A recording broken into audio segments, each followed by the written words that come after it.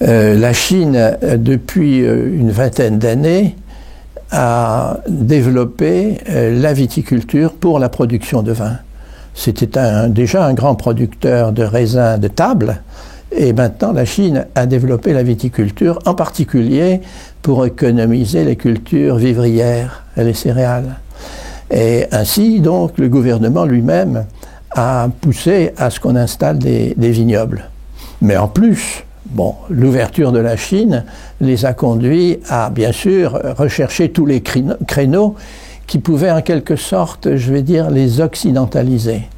Et le vin a une image occidentale, donc le vin a quelque chose de magique pour eux. Et donc, ils plantent.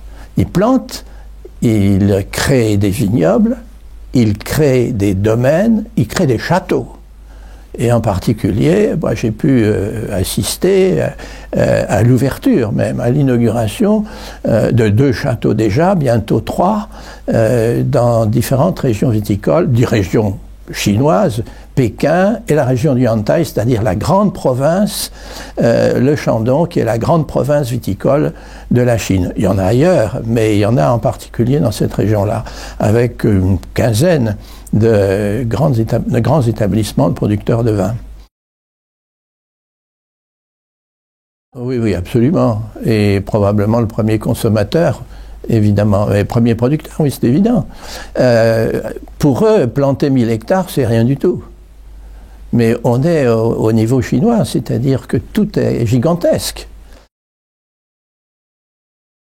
La Chine importe encore beaucoup.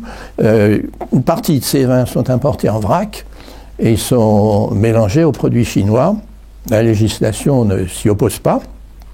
Par conséquent, ils partent sous les marques chinoises. Mais aussi, bon, ils utilisent des noms qui sont à connotation européenne. Les châteaux dont je parlais, l'un s'appelle Castel Chanyu, l'autre s'appelle Château Chanyu AFIP, A-F-I-P, Amérique, France, Italie, Portugal. AFIP.